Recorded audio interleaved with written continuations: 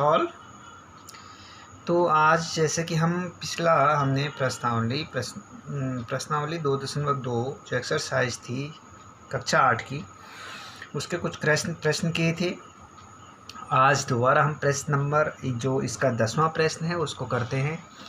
प्रश्न है कि किसी कक्षा में बालक और बालिकाओं की संख्या में 7:5 का है। हाँ, किसी कक्षा में बालक और बालिकाओं की संख्या में अनुपात जो है 7:5 का है।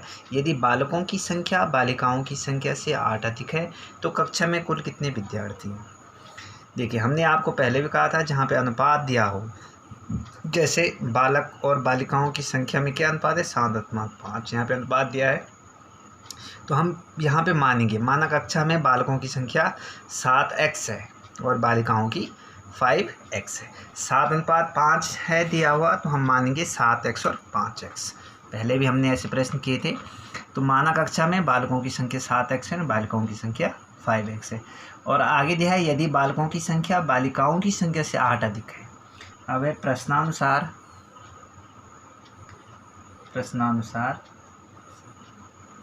यदि बालकों की संख्या बालिकाओं की संख्या से 8 अधिक है तो कक्षा में कुल कितने विद्यार्थी हैं। प्रश्नानुसार बालकों की जो संख्या है बालिकाओं की संख्या से 8 अधिक है। बालकों की संख्या कितनी मानी हमने 7x = 5x। बालकों की संख्या 7x है और बालिकाओं की संख्या कितनी 5x है। लेकिन दिया है बालिकाओं की संख्या मतलब बालक क्या है बालिकाओं से कितने 8 अधिक है। बालकों की संख्या बालिकाओं की संख्या से 8 अधिक है तो बालकों की संख्या बालिकाओं की संख्या से 8 अधिक है। जब हमने बराबर का चिन्ह लगा दिया समीकरण, चूँकि हम इसको समीकरण के रूप में डाल रहे हैं तो हमने क्या किया 7x = 5x। लेकिन ये बालक हैं, ये है बालिका। ये बालक बालिकाओं के बराबर कब होंगे जब इसमें 8 हम जोड़ देंगे। लिखा है कि बालकों की संख्या बालिकाओं से 8 अधिक है तो अगर हम बालिकाओं की संख्या में 8 जोड़ देंगे तब ये बराबर हो जाएंगे। इसका मतलब दूसरा आप ये ऐसा भी कर सकते हो। तो फिर आगे है 7x = 5x + 8। या आप आगे इसको कर सकते हो, वैसे भी कर सकते हो। तो कक्षा में कुल कितने विद्यार्थी हैं। अब ये समीकरण है, इसको सॉल्व करो। देखो चर को एक और कर दो, ये एक जैसे 7x और 5x सजातीय हैं और 8 थोड़ा इसमें भिजातीय है तो इसका पक्षांतर करेंगे तो 7x = 5x है। इसको बराबर की इस साइड लाओ तो ये 5x हो जाएगा। प्लस का 5x था, बराबर की दूसरी बाईं ओर आया तो माइनस के 5x हो जाएगा = 8। लिखेंगे आप 5x का पक्षांतर करने पर 5x का पक्षांतर करने 7 में से 5 के 2x = 8 या x = क्या करेंगे 8। इसके नीचे 2 नीचे आ जाएगा क्योंकि भाग में है, दूसरी ओर जाएगा तो गुणा में है। कोई संख्या गुणा में है और दूसरी ओर अगर जाती है तो भाग में चली जाती है, डिवाइड में चली जाती है। और अगर डिवाइड में तो दूसरी ओर बराबर की दूसरी ओर जाके it will goes on to multiply.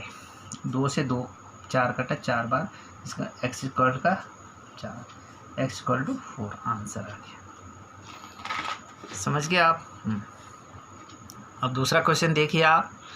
Baichung के पिताजी उसके दादाजी से 26 वर्ष छोटे थे। बाईचुंग जो पिताजी हैं उसके दादाजी से 26 वर्ष छोटे हैं। इसका मतलब जो उसके दादाजी हैं पिताजी से कितने हैं, उसके पिताजी से 26 वर्ष बड़े होंगे और उससे 29 वर्ष बड़े हैं और उससे 29 वर्ष बड़े हैं। यहाँ पे देखा, इसका मतलब बाईचुंग के पिताजी उससे कितने बड़े हैं 29 वर्ष और उसके पिताजी उसके दादाजी से 26 वर्ष छोटे हैं। यदि उन तीनों की आयु का योग 135 वर्ष है तो उनकी आयु अलग अलग ज्ञात कीजिए। तो देखो 2 के लिए तो हमें क्लू दे रखा है,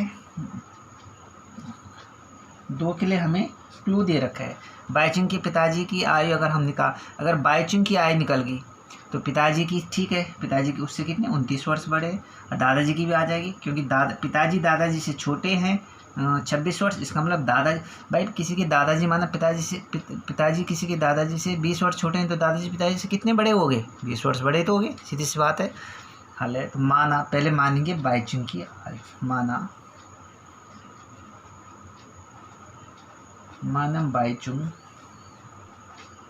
की आयु x वर्ष है। कितने हैं? x वर्ष। तो पिताजी की आयु, बाईचुंग के पिताजी की आयु क्या होगी? देखो गणित में हम उस चीज़ को मानते हैं जो दी नहीं होती है, और जो प्रश्न में कुछ आपको क्लू दिखते हैं उनके आधार पे आप क्या है अन्यों की मानते हैं। तो पिताजी की आयु कितनी हो जाएगी? उसके पिताजी, देखो बाईचुंग के पिताजी उससे 29 वर्ष बड़े हैं, तो अगर बाईचुंग की x है तो पिताजी की x धन 29। x धन 29 क्यों लिखा? x में 29 जुड़ेगा नहीं, x धन 29 ये चर है, ये अचर हमने पहले बताया हुआ, दो चर और अचर आपस में नहीं जुड़ेंगे, इसको ऐसे रख देंगे। बाईचुंग की x हो गई, पिताजी की आयु क्या है? x plus 29। दादाजी की आयु क्या होगी?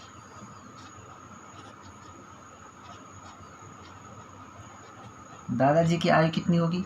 देखो उसके दादाजी, देखो बाईचुंग के पिताजी उससे दादाजी से 26 वर्ष छोटे हैं, उसके पिताजी दादाजी से 26 वर्ष छोटे हैं, तो दादाजी पिताजी से कितने बड़े होंगे? 26 वर्ष बड़े।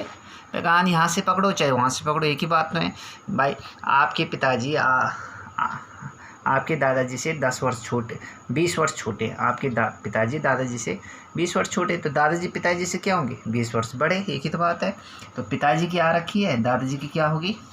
x धन 29, इससे कितने 26 वर्ष छोटे थे, तो धन 26 हो जाएगा। Equal to x equal to 29 और 26, 9 और 6 15, 2 और 4 1 5, 9 6 15, 2 2 4 1 5, x इक्वल टू 29। अब आगे दे रखा है तीनों की आयु का योग 135 है। तीनों की आयु का योग कितना है? 135 है, तो सबकी आयु निकालनी है। की आयु, तीनों की आयु का योग बराबर 135, तीनों की आयु का योग बराबर 135, तो सबकी आयु निकालने।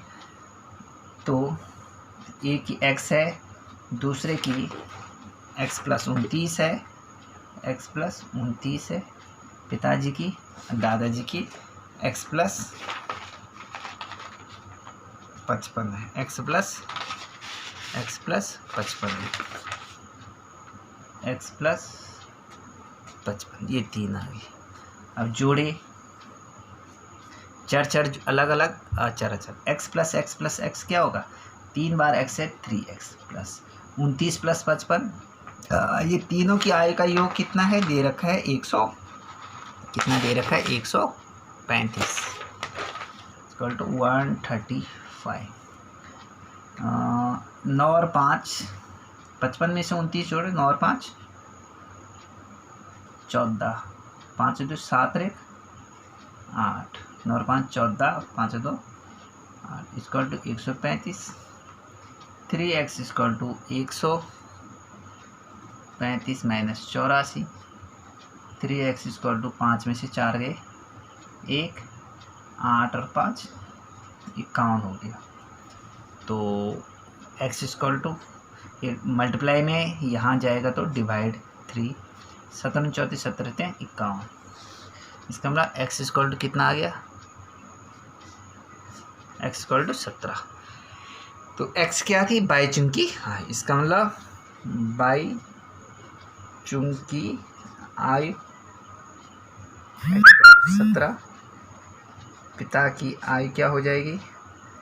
x प्लस 29, इसका मतलब 17 प्लस 29, 9 और 7 16, 2 और 1 3 और 1 4। दादा की आयु क्या हो जाएगी? क्या दे रखा है? दादा की आयु क्या? x प्लस 55, x प्लस 55, इसका मतलब x का मान 17 प्लस 55, 7 और 5 12, 7 और 5 55 है, 17 प्लस 55 इक्वल टू 12, 5 1 6 1 7, ये 3 हो गया। एक की 17, एक की 46, एक की 72, और आप जांच भी कर सकते हो तीनों का योग कितना हो जाएगा? 135 होगा। तो देख लो, 7 और 6 13 और 2 15, 7 और 4 11 और 1 12 और 1 हासिल 13, 135। सही है।